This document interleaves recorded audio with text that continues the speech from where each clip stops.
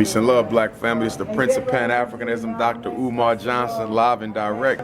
Make sure you support M9NDtv, YouTube, M9NDtv, and make sure you get the new movie by TEHUT-NINE right here. More movies is coming out. You support that, M9NDtv. That's what Dr. Umar be checking out. One love. Peace to the family, peace to you and yours, brother Red Pill representing AAYANNA'S Media. I'm here repping for my brother in the movie What Goes Around, and also the YouTube channel that you gotta check out, M9NDtv. It'll blow your mind, you don't know. Subscribe to M9NDtv, because it's on and pop. Check it out, y'all. M9NDtv, through the knowledge. Peace. Everyone, welcome again to another episode of M9NDtv. I am TEHUT-NINE, your host. Today we have a very beautiful sister on today, coming all the way from Mississippi, Sister Ayanna Divine, and I'm gonna let her come in right now and basically tell us a little bit about herself. Sister, go ahead. Okay, peace and prosperity family, it's Goddess Ayanna. I am an activist here in Jackson, Mississippi. I do a lot of work as far as like economics and what's going on with the economics in Jackson, Mississippi. I also have a popular YouTube channel, Goddess Ayanna. I had a video go viral last year about polygamy and why I think it would benefit the Black community. So I can be a bit controversial, but at the end of the day, I'm all here for the empowerment of Black people. Well, I think sometimes the thing people call controversy, is really not controversy at all. It's just, goes against the grain of our normal conformity. So, right. What is it like down there in Mississippi? Mississippi is like a stronghold, I think, for Black people, but it is a very oppressed place because I believe it's the state with the highest percentage of Black people. So if you can imagine, a lot of the oppression is still here. They're gentrifying Mississippi very badly, just like they're doing it all over America. But Mississippi has a lot of potential, and I would really suggest that a lot of Black people start trying to buy land in Mississippi. Because there's a lot of inexpensive land here, and it could definitely be a wonderful place, a Blacktopia, if you will, for Black people to congregate and build here. Have you been there? Were you born in Mississippi, or did you move there after a certain time in your life? Right. I actually moved to Jackson in October. I actually was born in St. Louis, Missouri, but I spent most of my life, my childhood anyway, in South Korea. I'm something like a military brat. While my parents aren't in the military, they do work for the Department of Defense. So I moved around and traveled a lot when I was growing up. But I have roots here. Most of my mother's family is currently living in Jackson or in the Delta in Mississippi. So. Beautiful. Well, let's get into a little bit of some of the things that you do. Right off the bat, I know that you are from just even the name that you have for your email address, powerful Pan-African princess. I love that. I thought that was the dopest email address names I've ever seen. So tell us about that. Are you a Pan-Africanist? I am definitely Pan-Africanist. I think that African unity is what's needed right now. And if all the Africans in the world united, this white supremacy myth would be over with by tomorrow. Okay. And I definitely want to get into a little bit more of that, what the unity you speak about, what it would entail, because it's more than just us coming together and shaking hands and beating the drums and acting like we're all together. Of course, it's a lot more than that. But tell me a little bit about how do you come into your awareness, your consciousness? What was what point of your life did this happen, or were you always at this place that you are right now? Well, I'll say that I kind of grew up. I've always been very spiritual, even though I grew up very religious, very Christian or whatever. So I kind of saw things growing up that not everybody around me could see. My parents couldn't understand. So when I was pregnant with my daughter, who's 4 now, that's when I really came into like higher consciousness and being aware of, you know, the Illuminati was pretty much my entry point into the higher consciousness, learning about them, and then learning about religion, dropping religion, and just getting more in tune with my African. And Hidden Colors was definitely the breaking point when I went from just spiritually conscious to African consciousness. And so I must thank Tariq Nasheed for that. But yeah, so it's just been about a 4.5 year journey. And I'm ever evolving, ever growing in who I am today. Awesome. So your first break from everything had to do with the religion, which you said was Christianity. Yeah. Right. Once I broke away from that, everything came together after I broke away from Christianity. Do you feel like religion on a whole has been beneficial or not beneficial to our community? See, here's where I have to like split the fence, because religion has been used as a tool to help Black people, but it's mostly a tool to destroy the mentality, the free mentality of Black people. So when we look at people like Marcus Garvey, who used his Christianity, used the religion to help corral Black people, I see that and I say, okay, well, there's the potential of what Christianity can do when we use it with a free mind versus, you know, how we're raised up in different religions to only never question your religion, never do that. So as a whole, I think it's been mostly detrimental, but there are times when we are able to use it to our benefit. However, I think the time for that is falling. I think religion is falling altogether. People are waking up. So at this point, I don't think that religion should really be a goal for anyone to use that to bring people, you know, African people together. But I do see that it does benefit people in some way, but I don't condone religion. I don't condone religion. And so it's not, and we're talking about religion, you're not just limiting it to just Christian faith, or you're talking about all religions?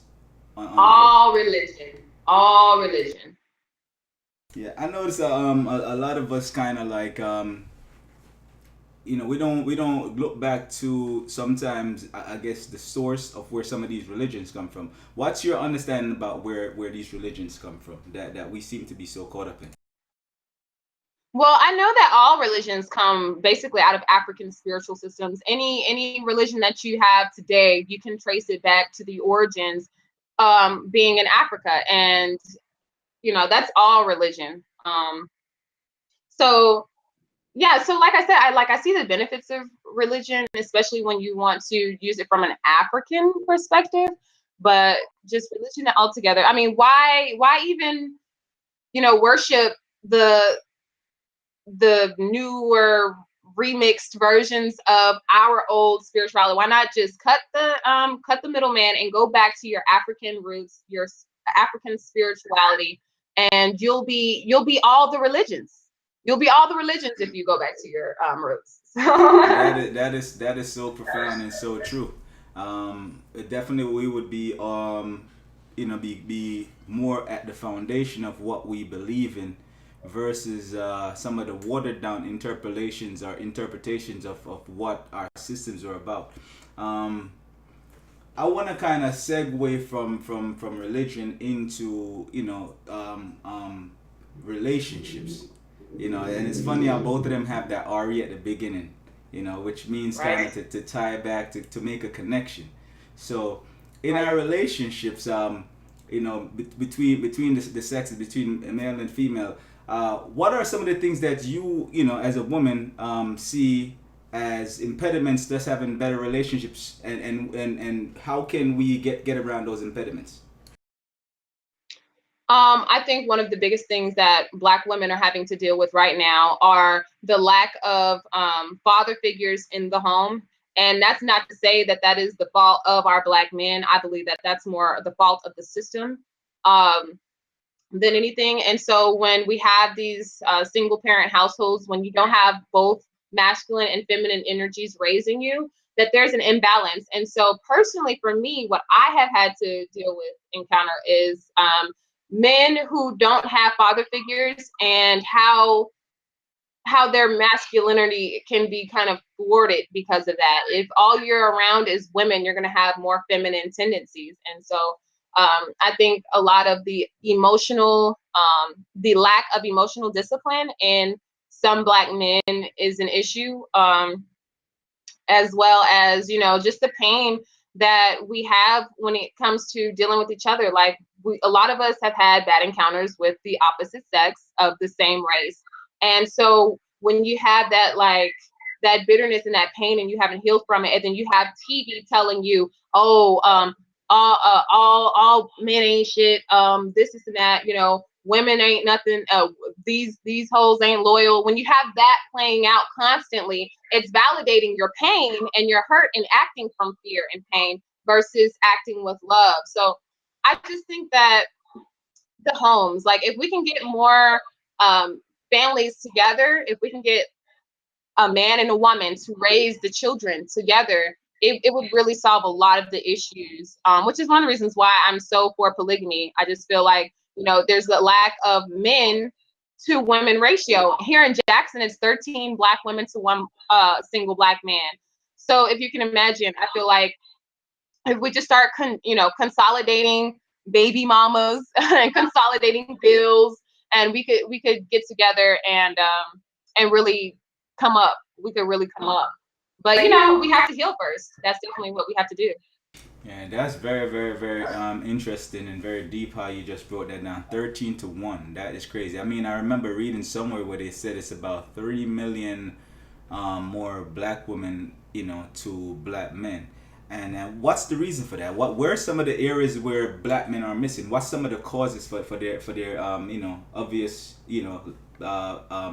lack of presence? Well, you definitely have the one of the newer slave systems, which is the prison industrial complex, that is stealing our men from our homes. Then you have, police brutality and police, just killing our men, killing our women.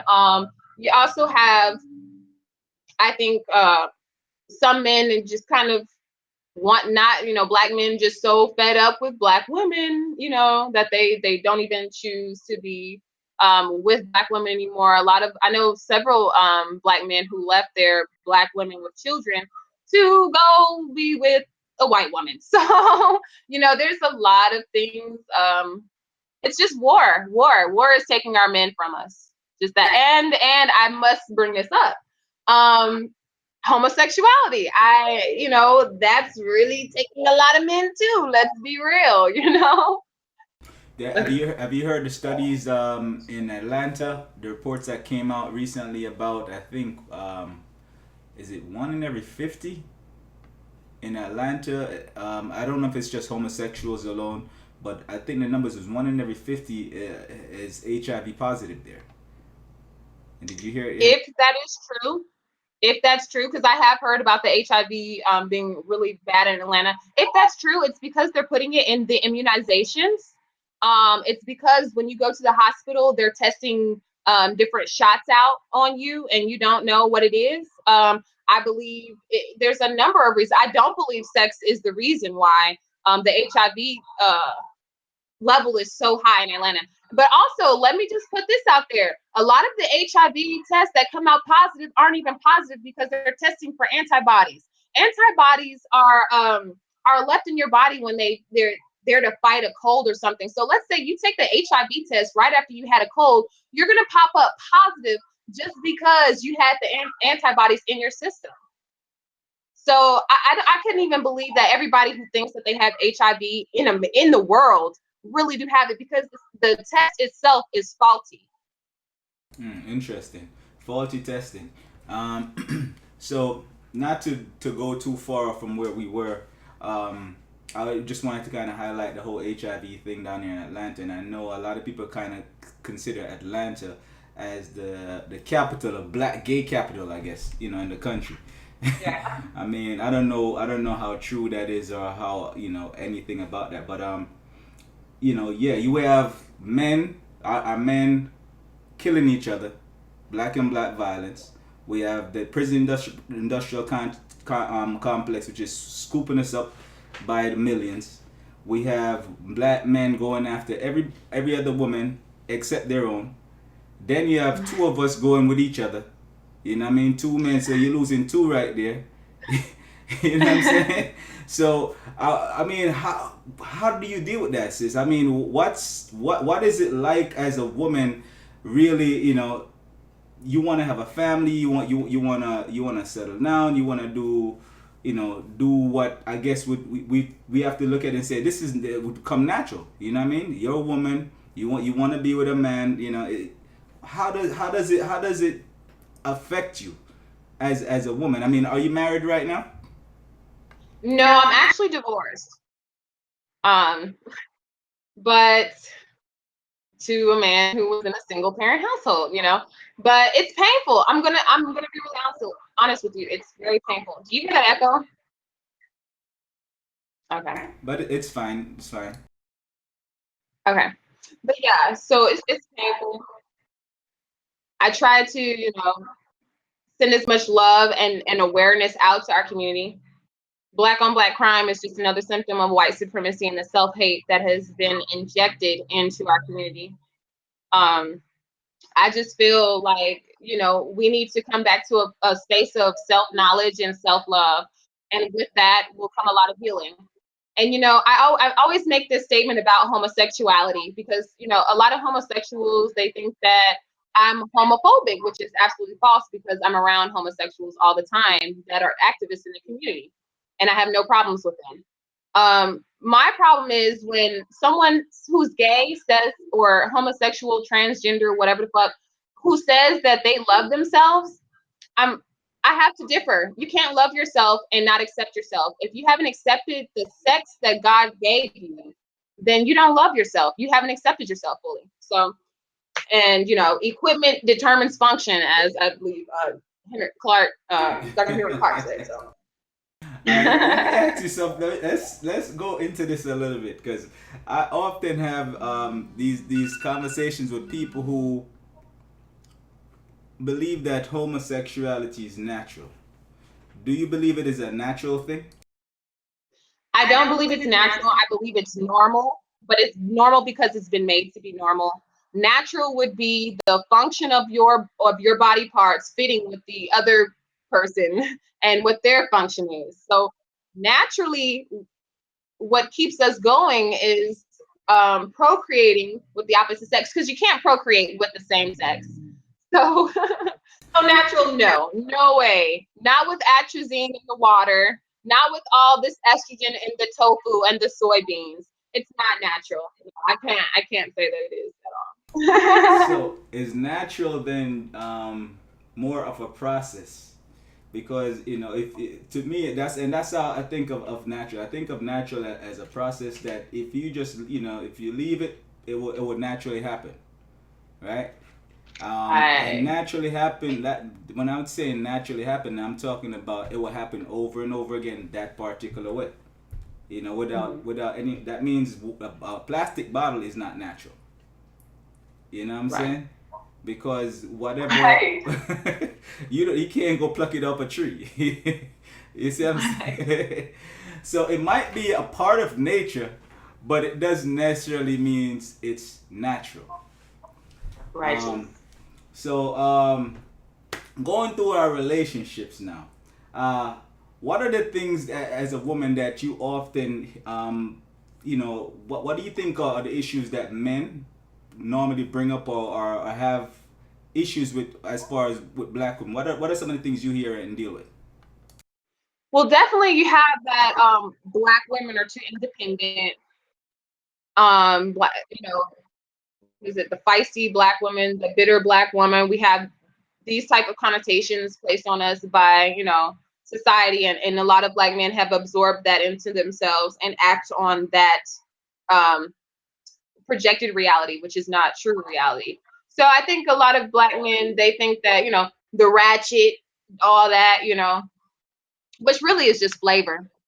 But when you have black women who have been made to be so strong for so long, it's harder for us to submit to a man if he's not a very strong individual in himself. And this is not all Black women, but for a lot of us out there, that is the complaint. I know that my independence seems to be has seemed to be an issue in relationships. But you know, you have to look through slavery. They switched our roles when we were enslaved. And it still plays out now. The fact that it's easier for me to get a job than most Black men is a problem. I've had to live through in a relationship where I was bringing in almost all of the income and having to watch that effect on the Black man. It causes a lot of issues, just finances alone. You know, so I would say those. Finances, I mean, everybody have their different issues, which is what I think you're saying. Everybody has their different things that they go through, but finances is always like a major one. Why do you think that is? I mean, a lot of people, when they decide to get together, it usually starts out from a place of where? Love? Your emotions? I would say it's romanticized love. Yeah. I don't believe that our marriages are based off of what it should be based off. And that is not to say that love is not important, but so are values. So it is business. I look at marriage now with the lens that marriage is business. And if I don't see myself building with you for the next 10 years at least, and us being able to combine our talents to grow our relationship into an empire, then I can't take the relationship seriously. And so because finances in this monetary world now brings security, it's the lack of security that makes Black women leave Black men, or the other way around. Because I'm sure there's plenty of men that leave when they realize that they're not holding up their end of the bargain. Oh, this is very, very intriguing. I mean, so it's not just about love. I like that. It's not just about love. You have to be pragmatic in the way you go about setting up your relationship, because when love runs out, what do? And love ebbs and flows, We know that, you have good times and you have bad. Right.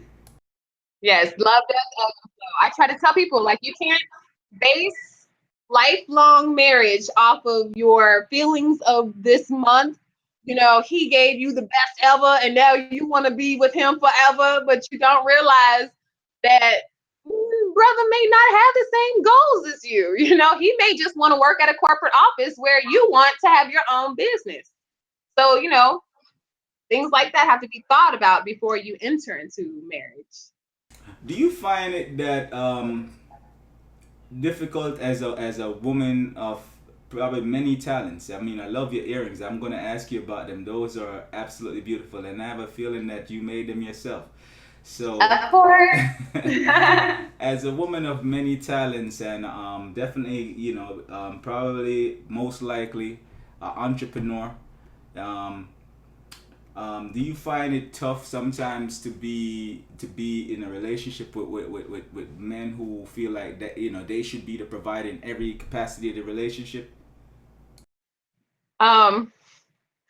I have not come along, I don't think, a man who would be financially able to, that I have chemistry with, that would be able to, I don't want to say afford for me not to work or not to have my own business.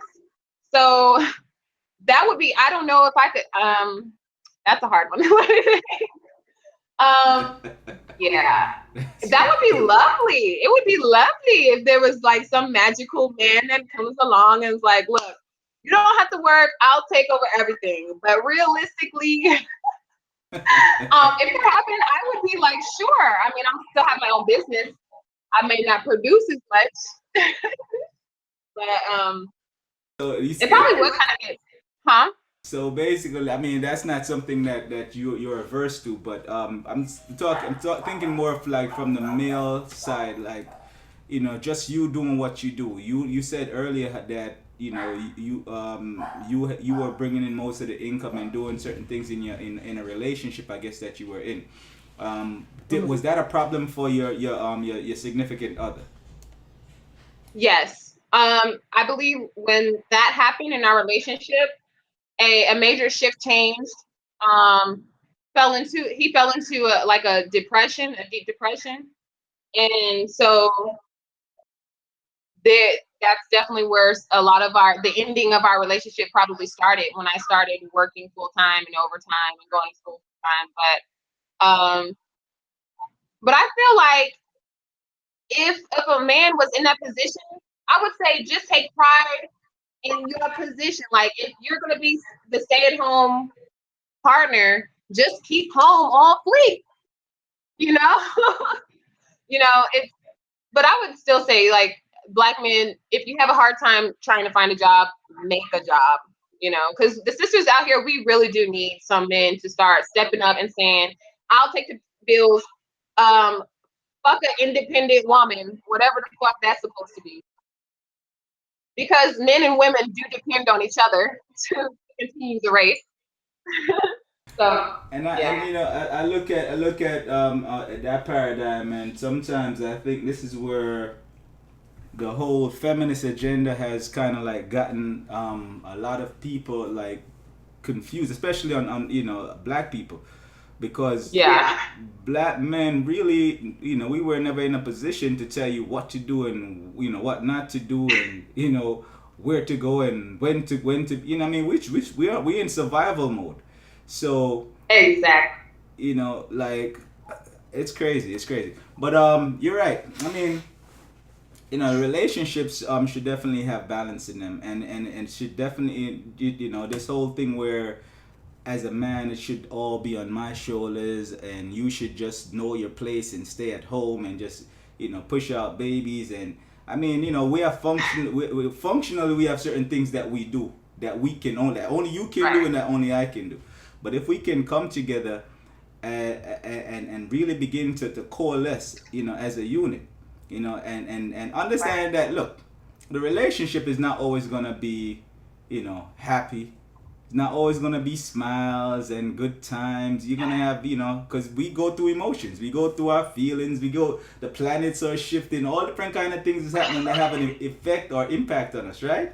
So so naturally you have your ups and your downs, you know. You have just like the day cycles between, you know, 12 hours, or actually not even 12 hours of daylight and 12 hours of night, but, you know, we know we have that cycle where, you know, you go to sleep, you wake up. So things are always ebbing and flowing up and down. So why are so many people so quick to just end relationships over what I consider trivial or silly things?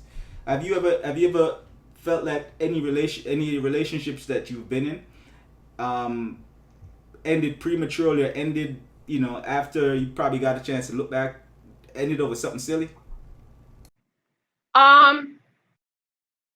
I think if anything, it would be realizing later that I didn't have as strong as a connection as I thought I did in the beginning. I've never ended a relationship over anything I would think is would say is trivial, but trivial, I guess that really depends on the person perspective. Because personally, for me, if I found out my man cheated, for some people, to me, that's a trivial reason to leave a relationship. For some people, that is the ultimate no. Don't do that, you know? So it all depends on the person. So cheating is not something that you throw away a relationship for. Why not? Because what is cheating? Cheating is actually your man relating with another woman. So I couldn't, you know, it would depend on the circumstance, but I don't have the concept of love where love is a cage. I love you, you can only love me, and you better not go and do anything with any other beautiful Black goddess. You know, I recognize the beauty of Black women and the power of us. So I know that if, I wouldn't feel less than if my man went out and had relations with another woman. The lying about it would be more of a problem to me than the actual act, because I don't have like, I mean, everyone has insecurities, but I don't have like deep insecurities in where I feel like if a man likes another woman, that makes him love me any less. I don't feel like that. I feel like Black men are so powerful and their love is so powerful, that it can be shared with other women and it wouldn't reduce my love. What about you sharing your love with other men? Um, the way the ratio is set up, I don't knock polyandry and polyamory relationships where women would have multiple men. But me personally, because I know the spiritual nature of my body, I know that it takes 7 years to cleanse a man out of my system, and I wouldn't want to have to clean too many men up out of my system. So I personally, I'm satisfied with one man, but to each his own. Okay, that's awesome. I mean, I definitely kind of have to say, like, some of the things that the concept that you're putting forward, it definitely makes sense, because in a relationship you don't own the person. We have a tendency to think that we own each other, so we say my man and my woman and my this and my that, like it's very possessive, and people really believe that they own you. You know what I mean? But really and truly, all we're doing, we're sharing each other. I'm sharing myself with you, and you are sharing yourself with me. And so it doesn't make sense for me to go kill somebody because you decide to share yourself with somebody else. You know what I mean? If that doesn't, you understand what I'm saying? I can't. Right. It doesn't make any sense. Like, I don't own you. So if you decide to share yourself, I'm gonna be mad as hell. I may not be happy about it, but the mature way to handle it would be, all right, you know what, you made a choice, because it is your choice, and ultimately that's what it all comes down to. We have the power of our choices, and so once you give up your choice, you pretty much, you give up a big chunk of yourself, Right. So you have to really hold on to that, and just, I think a lot of it is just respect. If there is respect, a lot of things will work a lot better. But what about issues like communication? What role does that play in relationship? Because I often hear that, as a man, we as men don't communicate that well. Is that a sentiment that you share? I think that women naturally can pick up intuitively like a man's feelings, emotions. And so even whether or not you guys communicated through words, there's no way you can't communicate to us if our eye is open. But I do think that men need to be better at expressing how they feel when it comes to a lot of deep emotions or anger. I think anger especially have to dig within and learn how to communicate. Okay, this upset me and it angered me, and explain why. But naturally, like I said, women, we pick it up. I think men aren't good communicators. That's kind of bullcrap, because we don't have to communicate through words for us to communicate. If a man came okay, so I'm dating somebody, he comes in my home, his shoulders are kind of slacked over, he has like this look of irritation on his face. I know he's irritated. I know he's upset. He doesn't have to tell me. I can pick it up. Yeah, but what if there's an issue? What if there's a problem? Because some people just hold things in. And because I don't share with you what my issue is, maybe something happened a month ago, 2 months ago, 3 months ago, some people, it may even be years, but they hold it in, they don't say anything, and eventually it becomes too much where, boom. So now they explode on you, and that explosion may be, verbal, it may be physical, it may be, all different kinds of things, but because there was no communication, because you didn't know that, you know, you said something that he didn't like, or you did something that he felt was disrespectful, and he didn't communicate with that. No matter how much of a sentient being you are, and you can sense, like, you know, the body language, because he said 96% of our communication is nonverbal. So you're right. You can pick up on a lot of things, but that the stuff that you can pick up on, you know, it's a burden for you to feel responsible for that, because you're not a mind reader. So if I do have an issue, I should be comfortable to communicate, to express, babes, I have an issue. I didn't like what happened here. I didn't like what happened there. Whether you see it as something, you know, worthy of my complaint or this, whatever, you know what I mean? At least I'll communicate. And the same thing with you as a woman. So we don't have to play the guessing game. Right. Yeah, I feel like men in general are kind of made to suppress their feelings, and instead of learning how to express them in healthy ways. So I do think that is an issue.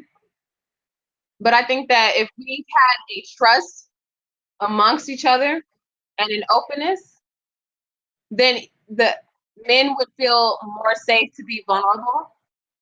But if a woman has made herself to be like this person who, like, don't come at me with your emotions, don't cry to me, don't do this and that, then the man feels like he has to keep it in. So I would say that, one, when it comes to communication, you have to have healthy communication with yourself, and knowing what thoughts you're having, knowing why, because sometimes you're angry about something and don't really realize that that's what you're angry about. You know, if you're honest with yourself and your experiences, then it's not going to be as big of an issue if you trust the person that you're with. You feel me? Because I've been with somebody I didn't trust, and I kept a lot of things in. But in another relationship, I trusted completely, and I was able to put everything out there. So I really think that if you are not with somebody you can communicate with honestly and openly, you may want to consider that maybe that's not the person for you. And if you notice that that's a pattern in your relationships, it's something inside you that you may need to work on. May I ask you a question? Like, everything starts off from somewhere, I guess. You know, some people have gone 18 years without ever being in a relationship. 20. Some people have gone, you know, a lot of years without being in a relationship. Where does it start for you as a woman? Like, what's the first example for you for the kind of man that you would, you know, that I guess you look for when you start looking for that kind of, you know, for relationships? Is it the example that of the relationship by seeing that your mother and your father, if they were married and lived together, or just the different relationships that you see your mother go through, or your sisters or your aunts, or you know, is that where it starts from, or do you just go out there like a blank page and let people paint on you? I definitely think it's the relationships that you see your parents go through. Personally, my parents are still married. So I was raised with parents who had a healthy relationship with one another. So that's one thing. But I think the media actually programs us as well as to what we want. I personally seek men like, for example, Lord Jamar, Dr. Umar, Dr. Amos Wilson. Like, my idols are people that I look for in men. Because I've learned that recently, though, within my last few years. Look for men look for an other half that has the same philosophies on life, and that are doing what you're doing, what you want to do. I want to be an activist, so I look for men that are activists, you know? That's deep. So you try, it's like a mirroring angle. You're looking for your reflection as far as the other person is concerned. So taking stock of relationships, I mean, and you know, when I say relationships, I don't mean necessarily just the intimate ones. All the relationships that you've kind of gone through in the course of your life, you've learned things from those relationships, whether it's your mom and your dad, your best friends, people that you got into business with, your spouse, etc., etc. Going forward right now, like, I'm sure you'd use, you'd go through that library of information, because it really is like a library, all the things you learn in all your relationships. And sometimes maybe that's the thing, people don't go back through their library to see, well, I learned this from this relationship, so why am I still gonna do the same thing that I know didn't work the last time, right? Going forward, what are some of the things we should take from our relationships, right, to structure the new ones in a way, so we don't make the same mistakes? What are some of the key things you think that we could take from, or even just, I don't know if I don't want to get too personal, I know we're talking about relationships, I don't want to get too personal, make it just seem all about Ayanna's relationships, but since we are talking, and this is a conversation, if what are some of the things that you've taken, from your relationships? And like I said, they're not always intimate relationship, but what are some of the things you take? So if you're starting a relationship right now, you're single, you meet someone, what are some of the questions you ask? What are some of the things you want to know about that person? You know what I mean? Well, the number one thing would probably be emotional stability, because I've noticed that I tend to attract men who are not emotionally stable. Because I could relate that to astrology, but I don't want to go there right now. So I try to look for, knowing me in my past, I look for emotional stability. When you're in a difficult situation, how do you handle that? When you're upset, how do you handle that? Because how you handle that situation may be how you handle me one day, I look at the relationship of the man to his mother, and how is his interaction with his mother? Is it a healthy interaction? Is she, does she verbally castrate him? If she verbally castrates him, then I'm almost sure he will try to verbally castrate me. What are the masculine energies that helped raise him? Did he have a father figure? Did he not? If he didn't have a father figure, did he have somebody to step in? I also look for where you are financially. Are you a go-getter? Are you do you speak out for yourself? If you have a hard time speaking out for yourself in regular situations, then you're probably going to be somebody who has communication issues in a relationship. So it's various things I look for. Of course, chemistry, natural chemistry, conversation flow, of course. That's probably like the prefix, conversation flow, because I'm Aquarius, so conversation is a lot to me. And then after that comes the emotional stability after that, and physically, am I attracted to you physically? Do we vibe? All that good stuff. But really, I'm looking for healthy relationships that you have. Do you have healthy relationships with the people close to you, or are they not so healthy? That is so deep. I don't know if a lot of people really do as much. I think what they do go for is the last thing you said. Are you physically attracted to the person? Oh, you know what I mean? Is he whatever? I don't know what gauges women use nowadays, because I've seen some beautiful women with people who, I don't know if it's because they have money or what. Right. And the same thing with brothers, but everything is not always skin deep or just superficial. So sometimes you may just be being judgmental in terms of what we would do in a situation. But that's deep. That that you look at those aspects of a person, because that tells you a lot about who a person is.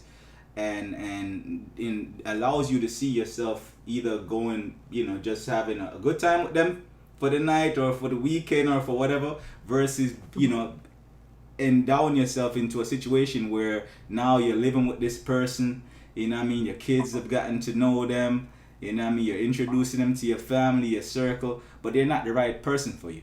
And you end up in a relationship that's been over a long time, but because of circumstances or habits, it ends up prolonging itself. Like, I've been in relationships like that, where... No, I have too. Like, you're talking about my last relationship. I'm like, whoa. But yeah.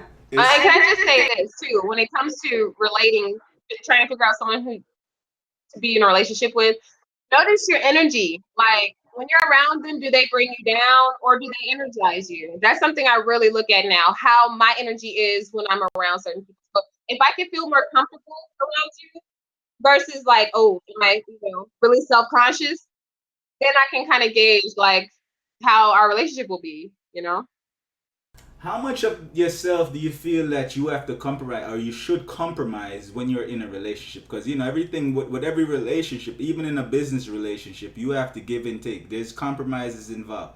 But in a personal, intimate relationship, how much of yourself do you actually give up before you give up, all of yourself? How much is the other person giving up? Is it matching? Naturally, women are a bit more submissive, but in order to get, me personally, in order to get me to submit, you just have to have a goal, like a common goal. Like if I feel like, oh, your goal aligns with my goal, okay, what do you need me to do? I can help you. How can you help me? And I just really look for reciprocity. Am I getting back as much as I'm giving out? And am I constantly the one giving, you compromising to you, or are you willing to compromise with me? So it's really like a balancing act, I would say. Just is it reciprocal? Is it reciprocal? Reciprocity, yes, indeed. Right. But I want to get into some key examples of what I'm talking about. Let's say I'm in a relationship with you, and prior to me meeting you, I was this bubbly person, love going out, I enjoy, I love having sex, I love kissing, I love being sentimental, all this stuff. But that is not you, because maybe your last relationship just fried you, you know what I mean? So, you don't want to go out as much. You're more of a homebody. Or maybe that's just your natural personality. You don't like kissing. You don't like people touching on you all the time. You know what I'm saying? After a while, like, for me to really become comfortable around you, I have to give up those aspects of myself. Or you have to, like, adjust to me. Somebody's going to have to make an adjustment for it to work. So either you're going to become like me, or I'm going to become like you. And like you say, a lot of times the women are more are naturally more submissive. So do you feel like a lot of times as a woman that you are acquiescing or giving up more of yourself for a man, or is it the other way around? No, it's definitely a woman gives up her power for love, but a man has to give up his love for power. So naturally, yeah, I do think that women are more submissive. I could be very submissive. But just on that situation, I would say the woman probably needs to heal before she enters into a relationship. But I think that naturally she should probably try to be more open to being a little bit more sexual. But in that situation, you would probably just try to be a little bit patient with her, patience, or whatever, and learn, whatever makes her like, you won't say no to this kind of loving type of, like learn her to the point where she just can't say no. She can't resist. Wow, I mean, I have a lot of friends, male friends, and I'm married right now. And, a lot of my friends are also married too, right? Or they're in relationships with long-term relationships. And I'm not gonna put any one of them on blast right now, but like it's just like they're not happy.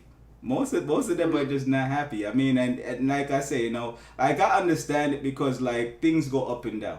So it's just how you deal with things and how and if you understand that, that it's sometimes things are just not gonna be working out because there's so many different factors affecting us on a day-to-day basis. It's not always you're fighting a battle outside and then you have to come home and fight another battle, and you know what I mean?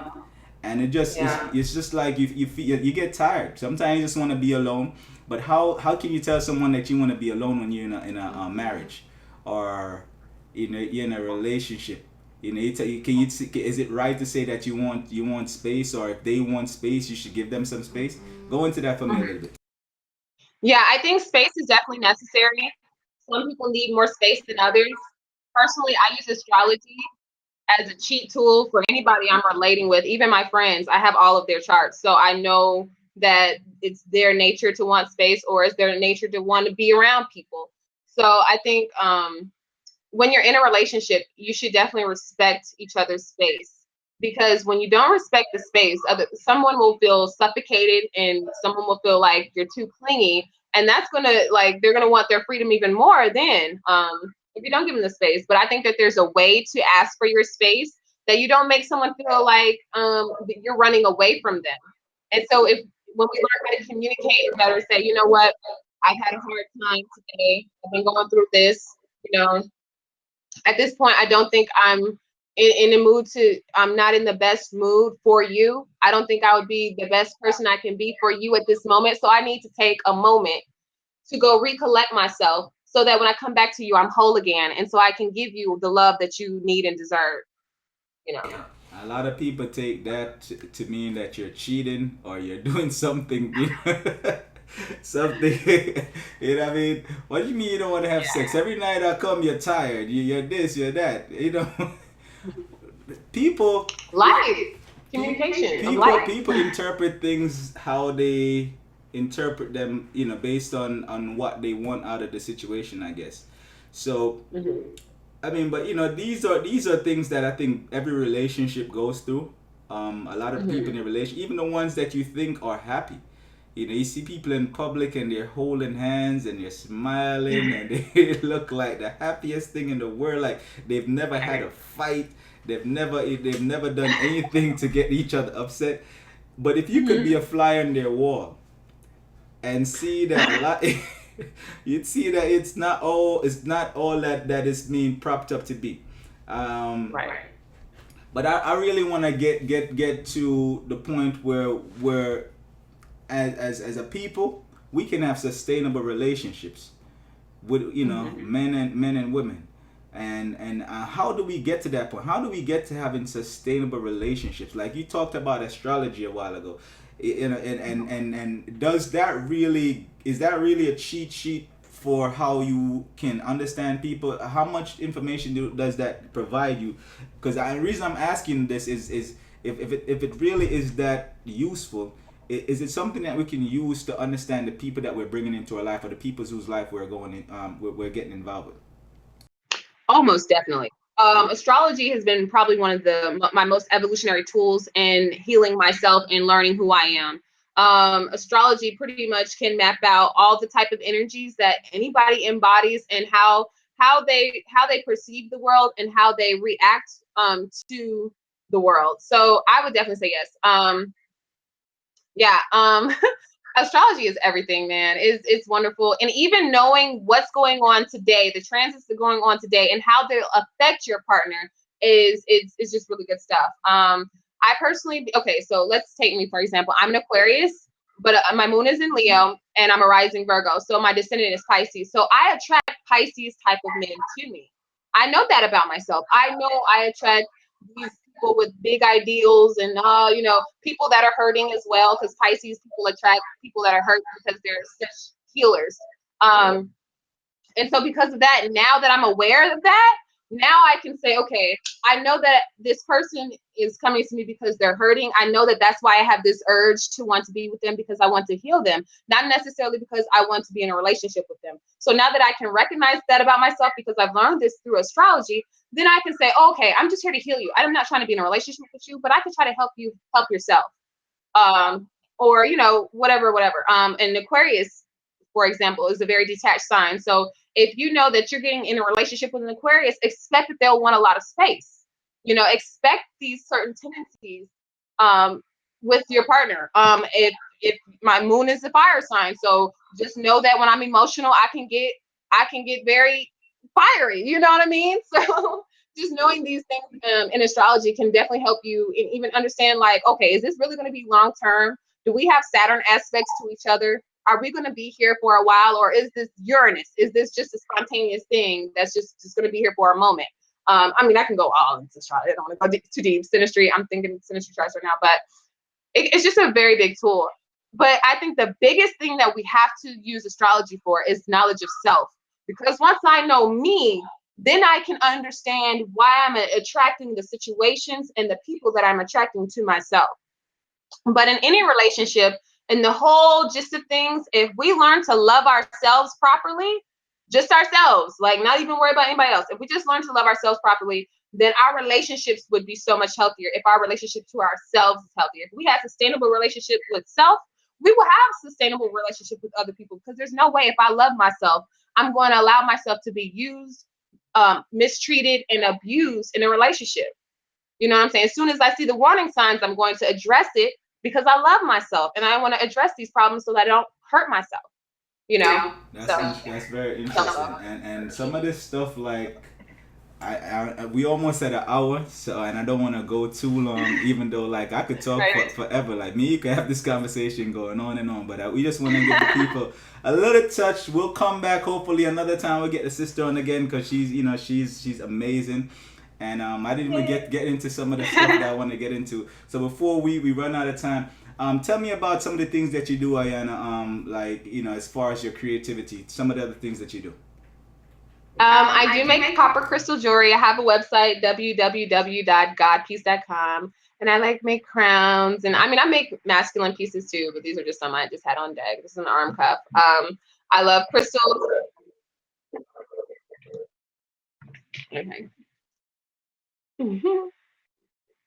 Yes. Wow, that's amazing. Thank you. So yeah, that's www.godpiece.com. I also make organic and natural body products and hair care. I don't sell them as much on my website, but sometimes I do have them up there.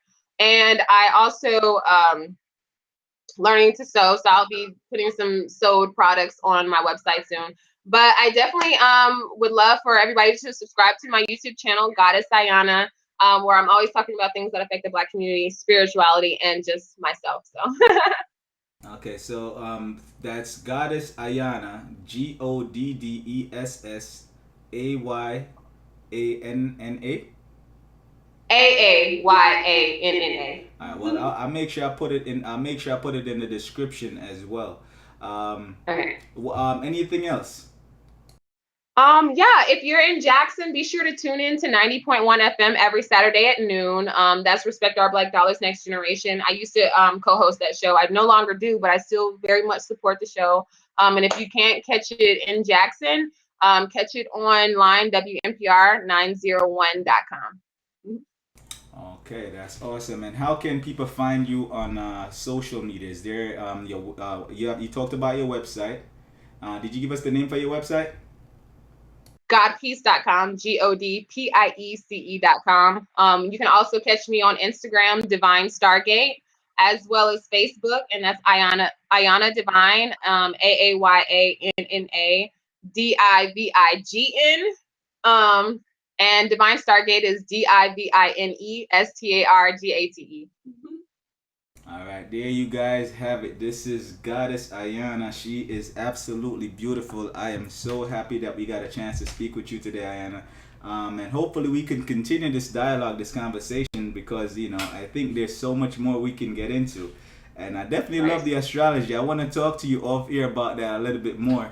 But okay, as far as the relationships, any last words of encouragement, advice, or just any points that you want to leave on the table for those who are listening? I just have to hammer in that self-love is everything. It wasn't until I started learning to love myself and appreciating myself and learning how to protect myself that I attracted to me better relationships with friends and lovers. So I just want to say, love yourself. You're amazing. Forgive yourself of anything that you feel you've done that has caused you hurt. Forgive yourself, and evolve and learn to love yourself. Mm-hmm. Powerful, indeed. Well, thank you, my sister. I really enjoyed this. Again, this is TEHUT-NINE. You're watching M9NDtv, where we provoke thoughts and inspire thinking. We're speaking with Ayanna Divine today, and you can find all of her information in the description dialogue box of this channel. So Ayanna, thank you again, my sister. And if you would just hang tight, we will continue a little bit off air. Well, peace out, and until next time, this is M9NDtv. Make sure y'all hit that subscribe button. Subscribe.